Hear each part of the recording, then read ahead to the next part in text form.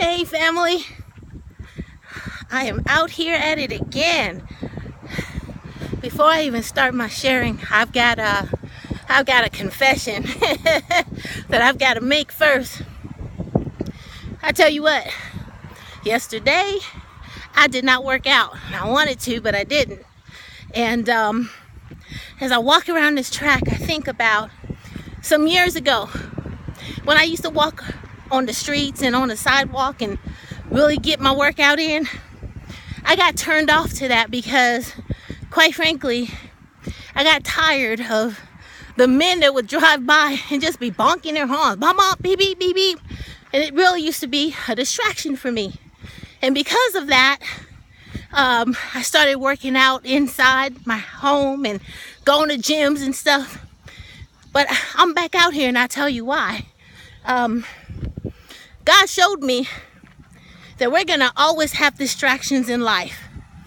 So we have to get to the point where we distract our distractions. In other words, we don't allow them to pull us out of alignment from what we are trying to accomplish. The thing about a distraction is it will come in and make what's not the main thing seem like it's the main thing. So here I am walking, getting my walk on, and somebody be like, beep, beep, beep. So all of a sudden, I stop focusing on what I'm doing, and now I'm focusing on how I look while I'm doing what I'm trying to do. That's all right. Some of y'all gonna get that in the spirit later. I'm just saying, some of us are too concerned about what other people are thinking about what we're doing. And so we allow that distraction to become our main focus. It's time to refocus, family. So, but here's the real reason I'm on here today. Like I said, I struggled with working out yesterday. I didn't do it. I struggled with doing it today. And I came up with all kinds of reasons. Got up super early for a prayer call, and there's always ministry to do. And then there's my business. There's always projects I'm working on. So I had 1,000,001 excuses. And then the biggest excuse was I'm starting to feel some room in my clothes. Hey, y'all. That means I'm starting to lose some inches, I ain't stepped on the scale. Don't want to do it yet. But God showed me that we have to guard against what I'm gonna call counterfeit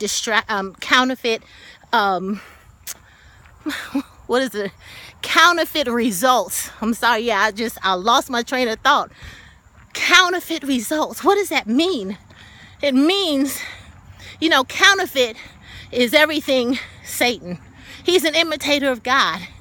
So all he's ever about is coming to us with what God already says we can have, and he tries to present it to us prematurely. God has great for us, and he tries to stop us at good. So my great is ultimately to be completely healthy. Good would be to stop at seeing a few inches melt off.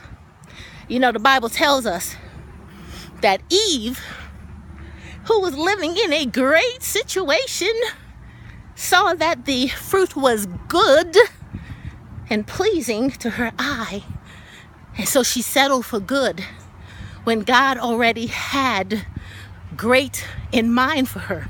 Some of us, we have never experienced great. Some of us may even be fearful of great.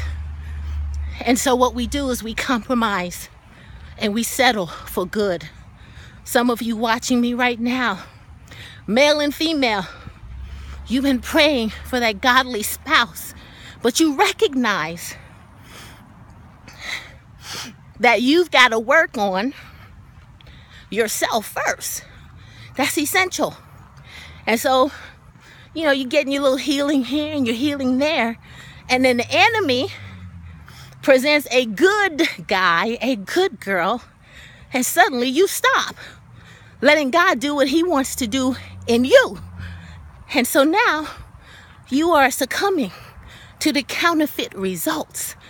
Some of you are praying for a job that you got an offer and the money may look good, but is it on the career track that you want? Does it allow you to spend time with your family, with your kids? Does it give you the flexibility for the ministry God has placed in you? Good versus great. You hear what I'm saying? I believe some of you watching this right now, you're on the verge.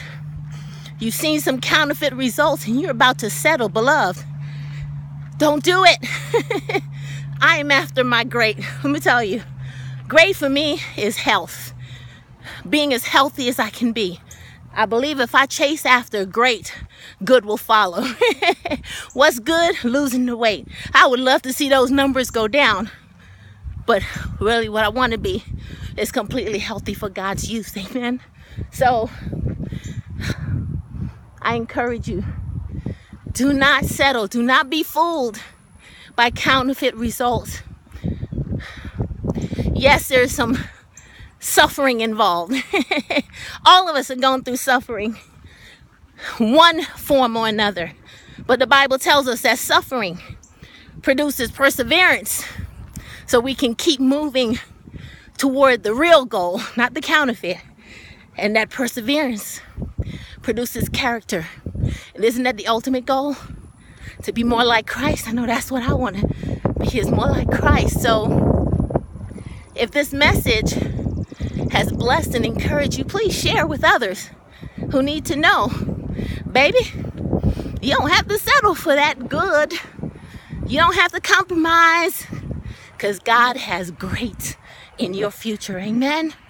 Thank you to those of you who post awesome comments and words of encouragement. I receive them. I thank you for them. And I thank you for supporting what God has placed in me and what He's doing in and through me in this season. I love you, family. Let me get back to my workout. Love you all.